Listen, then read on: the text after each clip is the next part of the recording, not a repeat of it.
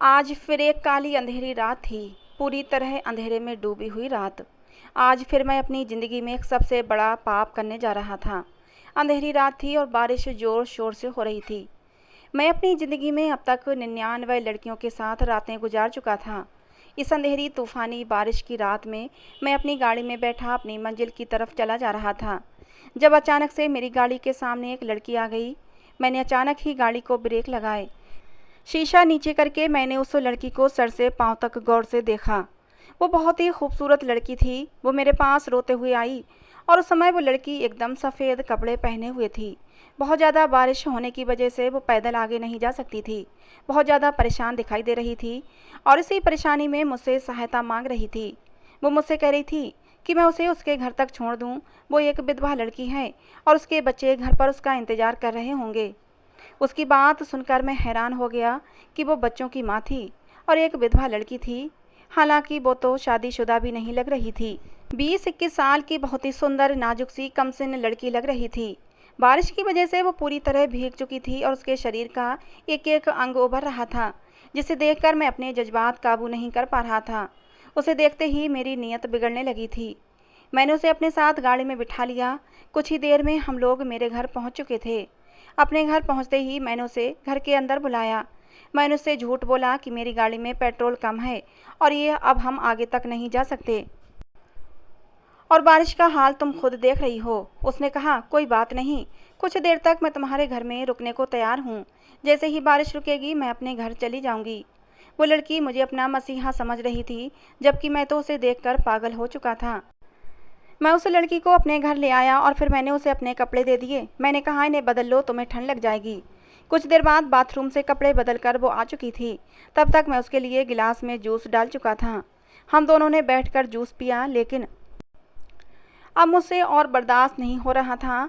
मैं उस लड़की को बाहों में भरने के लिए बेचैन होने लगा और फिर जैसे ही वो उठकर जाने लगी, मैंने जल्दी से उसे अपने शिकंजे में जकड़ लिया और फिर मुझे कुछ होश नहीं रहा।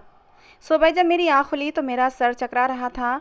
रात में एक और पाप मैं कर चुका था। सुबह मैं जब सोकर उठा तो मैंने अपने पापों वाली डायरी को देखा। ये एक ऐसी डायरी थी जिसमें मैं अपने हर पाप को लिखा करता था। मैं बहुत ही बड़ा पापी था, ये सच बात है, और मैं अपना हर पाप इस डायरी में लिखा करता था। आज तक मैंने जितनी भी लड़कियों के साथ पाप किए थे वो सारे पाप इस डायरी में नोट थे। अब तक मेरी ज़िंदगी में 99 लड़कियां आ चुकी थीं और रात वाली ये लड़की 100वीं लड़की थी। जैसे ही मैं अपनी डायरी उठाने के लिए टेबल तक गया, सामने का दृश्य देखकर मेरे पैरों तले से ज़मीन खिसक गई थी। जैसे ही मेरी नज़र डायरी से हटी और उस लड़की पर पड़ी तो उस लड़की को देखकर मेरे होश उड़ गए थे। उस लड़की की हालत देखकर मेरा दिल फटने को था। उस लड़की के चेहरे पर कुछ ऐसा तेज था कि मैं आंखें झपकाना भूल गया था। पता नहीं क्यों मुझे उस लड़की में देवी माँ का स्वरूप दिखाई दे रहा था। मैं जल्दी से उसके पास गया और उससे हकीकत जाननी चाहिए, और जब उस लड़की ने मुझे हकीकत बताई तो उसे सुनने के बाद मैं अपने होश नहीं रख पाया। मुझे लगभग 24 घंटे के बाद होश आया था और जैसे ही मुझे होश आया तो मेरे सामने फिर से वही लड़की खड़ी थी। उस लड़की ने मुझे जो हकीकत बताई थी उसने मुझे मेरे पास्ट में धकेल दिया था। पास्ट को याद करते हुए मैं बहुत पीछे चला गया था। ये उस समय की बात है जब मेरी उम्र उस समय लगभग 20 साल की थी, यानी कि लगभग 10 साल पहले की बात थी। 10 साल पहले मैं एक बहुत ही अच्छा संस्कारी लड़का हुआ करता था। उस वक्त मैं कॉलेज का छात्र था। मैं एमए मास्टर्स की डिग्री कर रहा था। मैं भगवान पर भी पूरा भरोसा रखता था और सुबह जब भगवान के सामने हाथ जोड़कर उन्हें याद नहीं कर लेता था, मेरा दिन शुरू नहीं होता था। उस समय किसी भी पाप से मैं बहुत दूर था। मैं बहुत ही अच्छा, नेक, शरीफ लड़का था। मेरे माता पिता ने मुझे दुनिया की हर खुशी दी थी, दुनिया के सारे ऐशो आराम दिए थे, लेकिन इसके बावजूद भी मैं कभी बिगड़ा नहीं था। मेरे अंदर बहुत ही सब्र था। मैंने कभी किसी का हक भी नहीं मारा था। मैंने कभी किसी को तकलीफ़ नहीं पहुंचाई थी। जब किसी गरीब, बेसहारा, मजबूर को देखता तो उसकी सहायता ज़रूर किया करता था। लेकिन पता नहीं क्या हुआ, 20 साल की उम्र के बाद अचानक ही मुझ पर ऐसे गमों के पहाड़ टूट पड़े थे कि जिन्होंने मुझे बिल्कुल ही बदल दिया था। मेरी पढ़ाई पूरी होने से लगभग 6 महीने बाद ही मुझे एक नंबर से कॉल आया था कि मेरे माता पिता का एक्सीडेंट हो गया है। ये खबर मेरे लिए किसी कयामत से कम नहीं थी। मुझे अपनी आंखों के सामने अंधेरा छाता महसूस हो रहा था। मैं भागम भाग हॉस्पिटल पहुंचा था। डॉक्टर्स ने बताया कि मेरे माता पिता की हालत बहुत ही नाजुक है और ये खबर सुनते ही मैं अस्पताल में मौजूद मंदिर में जा पहुंचा था और मैंने भगवान से रो रो कर अपने माता पिता की ज़िंदगी की भीख मांगी थी। रो रो कर अपने भगवान को याद कर रहा था। मैंने कहा, हे भगवान, तू मेरी ज़िंदगी ले ले, लेकिन मेरे माता पिता को ज़िंदगी दे दे, उन्हें जीवन दान कर दे। 2 दिन तक मेरे माता पिता अस्पताल में ज़िंदगी और मौत की जंग लड़ते रहे और मैं उन दोनों दिनों तक भगवान के चरणों में सर दिए बैठा रहा। न मैंने खाना खाया, न पानी पिया। मुझे कुछ होश ही नहीं था। मुझे होश था तो बस ये कि मैं भगवान से अपने माता पिता का जीवन लेकर ही रहूँगा। मुझे विश्वास था कि भगवान मुझे निराश नहीं करेंगे। मैं भगवान से अपने सारे अच्छे कर्मों के बदले अपने माता पिता की ज़िंदगी मांग रहा था। मुझे विश्वास था कि आज तक मैंने कोई गलत काम नहीं किया है, हमेशा दूसरों की मदद की है, हमेशा दूसरों के आंखों में आए आंसू साफ किए हैं। तो आज भगवान मेरे आंसू भी साफ करेंगे और मेरे माता पिता को बचा लेंगे। लेकिन अफसोस, मेरी प्रार्थना भगवान ने स्वीकार नहीं की। मेरे माता पिता दोनों ही इस दुनिया से चले गए और ये खबर मेरे ऊपर किसी पहाड़ की तरह गिरी थी। और फिर उसी समय से मैं एकदम से बदल गया था। जिस तरह सही रास्ते पर आने के लिए इंसान को सिर्फ एक पल की ज़रूरत होती है, इसे एक पल में इंसान अच्छे बुरे की तमीज़ सीख जाता है, बिल्कुल इसी तरह एक पल, सिर्फ एक कमज़ोर पल हमें सही रास्ते से हटा भी देता है। और मेरे माँ बाप की मौत की खबर मेरे लिए वही कमज़ोर पल साबित हुआ था जिसने मुझे सही रास्ते से हटा दिया था। भगवान के ऊपर से मेरा विश्वास हट चुका था।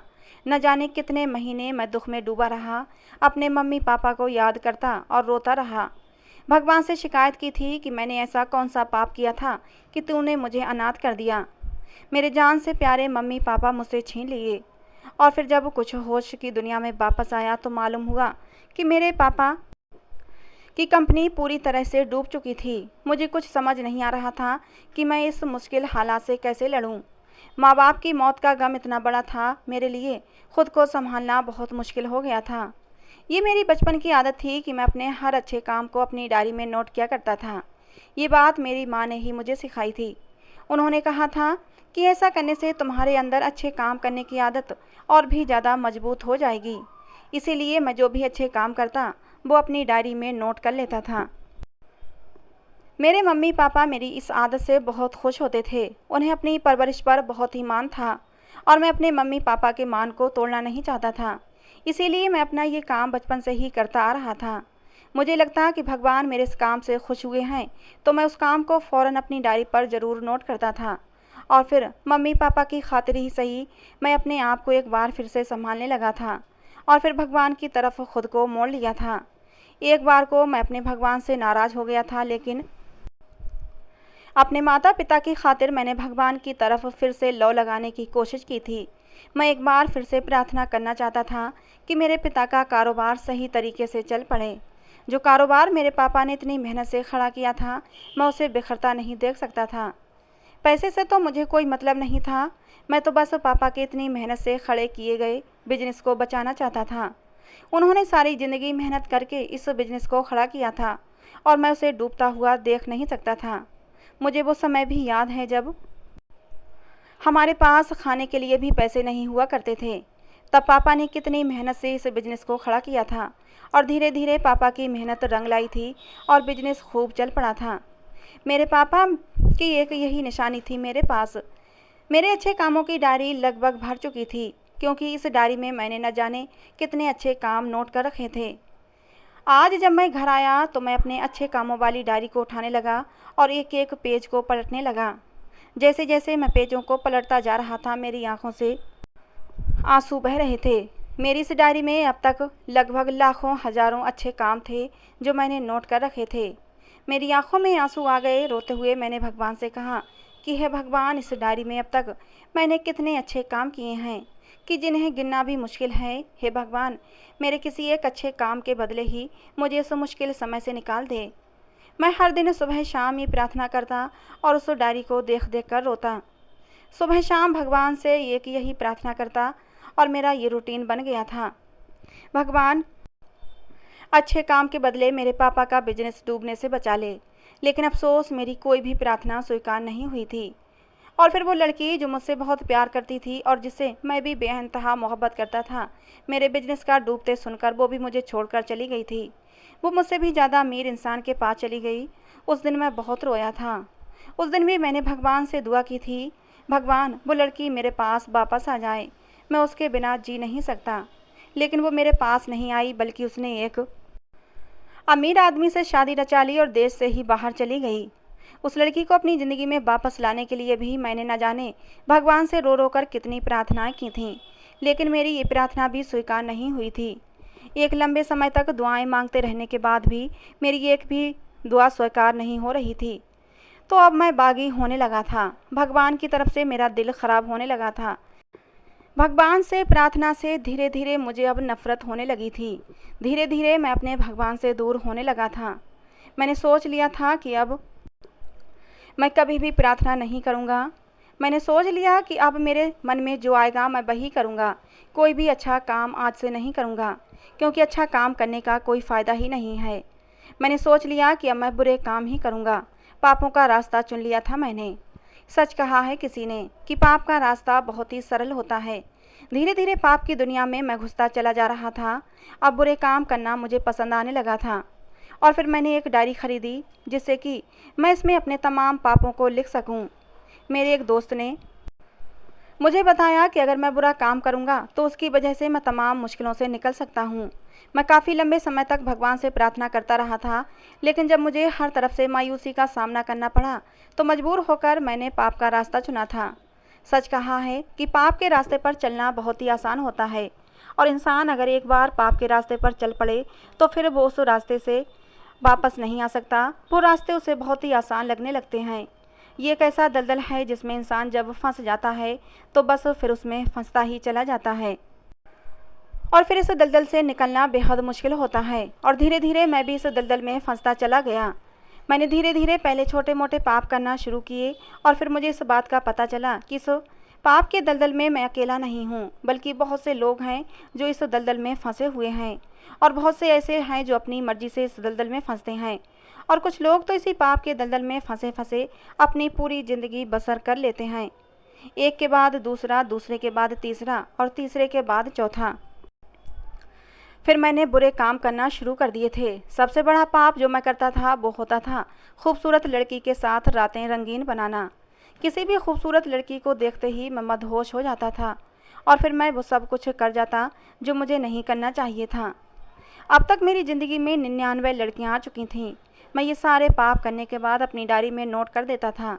इस काम में इतना मज़ा था कि मैं अपने भगवान को भूल बैठा था। ये सच था कि मैं दिन ब दिन बहुत ज़्यादा तरक्की भी करता जा रहा था। धीरे धीरे मैं कामयाबी की बुलंदियों तक पहुंच गया था। इस बीच मैंने कई लड़कियां फंसा रखी थीं। मेरे तमाम पापों में सबसे बड़ा पाप और सबसे पसंदीदा था यही। मैं हर रात किसी न किसी लड़की के साथ अपना ये मन पसंदीदा काम जरूर करता था, और मुझे इस बात का जरा भी अफसोस नहीं होता था। सारी लड़कियां अपनी मर्जी से मेरे साथ संबंध बनाने के लिए तैयार हो जाती थीं। जब भी मुझे उनकी ज़रूरत होती तो मैं उनसे अपनी शारीरिक ज़रूरतें पूरी करता रहता था। लेकिन ऐसे में एक लड़की ऐसी थी जिसे फांसना मेरे लिए बहुत मुश्किल हो रहा था। उस लड़की से मेरी जान पहचान फ़ोन के जरिए हुई थी। मैंने आज तक उस लड़की को देखा नहीं था। पता नहीं क्यों मुझे उस लड़की में कुछ अपनापन सा लगता था, कुछ अपनापन महसूस होता था। मैं अपनी सारी बातें उसे बताने लगा था।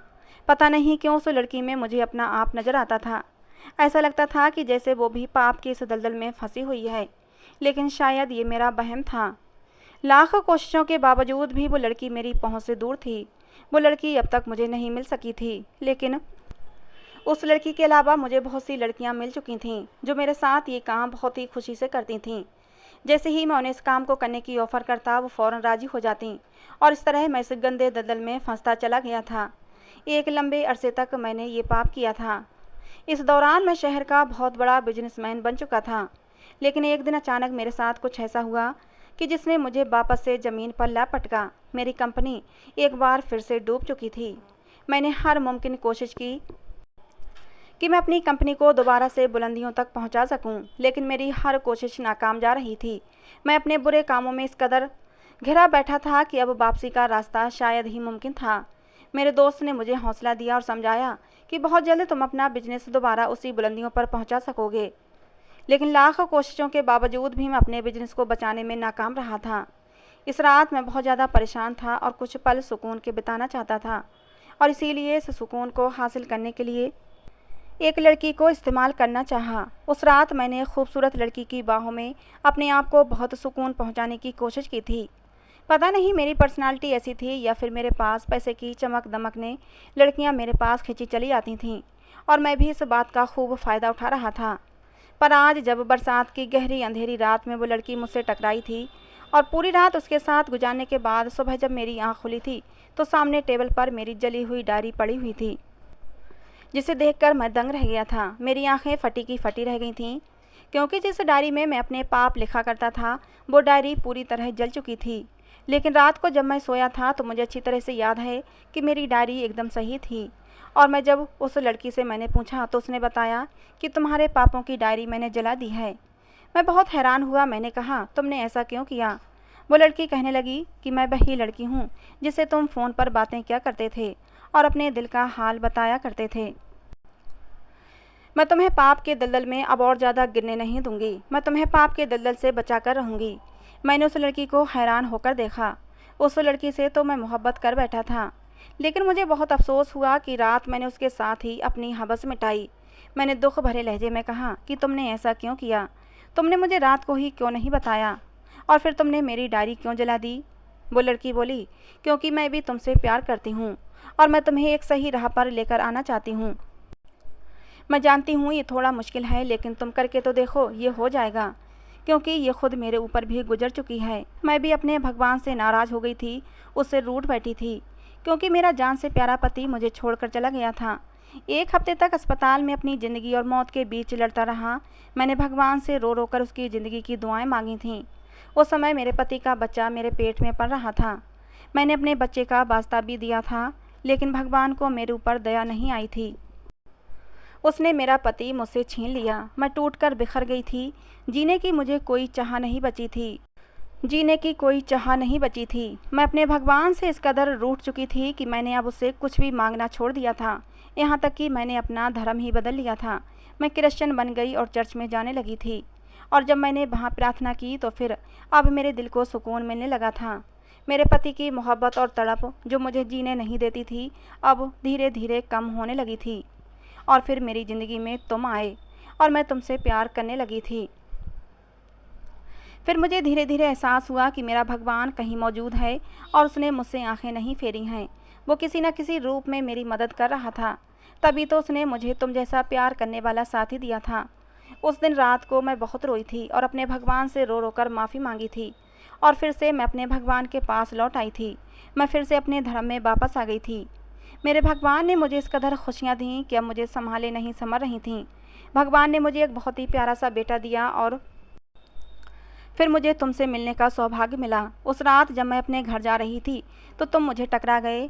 मैंने सोच लिया था कि मैं तुम्हें सही राह पर लाकर रहूँगी, क्योंकि फ़ोन पर तुम मुझे बता चुके थे अपनी सारी कहानी, और इसीलिए मैंने तुम्हारे पाप की डायरी जला दी है।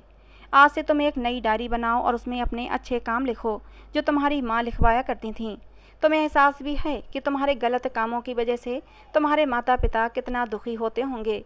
तुम्हारी माँ कितना खुश होती थीं जब तुम अच्छे काम अपनी डायरी पर लिखा करते थे, और आज अब तुमने वही अच्छे कामों की डायरी बंद करके पापों की डायरी भरना शुरू कर दी है। इसीलिए मैंने तुम्हारी ये डायरी जला दी है। और यही वो पल था जब मेरे अंदर रोशनी चमकी थी। मुझे एहसास हो गया था कि सच में मेरे माँ बाप कितना दुखी होते होंगे जब मुझे इस हाल में देखते होंगे। मेरी आंखों से आंसू बहने लगे थे। बहुत ही लंबे अरसे के बाद मैं फिर से भगवान के सामने हाथ जोड़े खड़ा था और उससे अपने पापों की माफ़ी मांग रहा था। सोनिया ने मेरी ज़िंदगी बदल दी थी। उसने मुझे सच्चाई का रास्ता दिखा दिया था। मैं बहुत खुश था। सोनिया ने मुझे बताया था कि उस रात हमारे बीच कुछ नहीं हुआ था।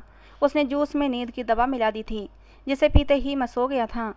मुझे सोनिया जैसी लड़की क्या मिली, मेरी ज़िंदगी ही बदल गई।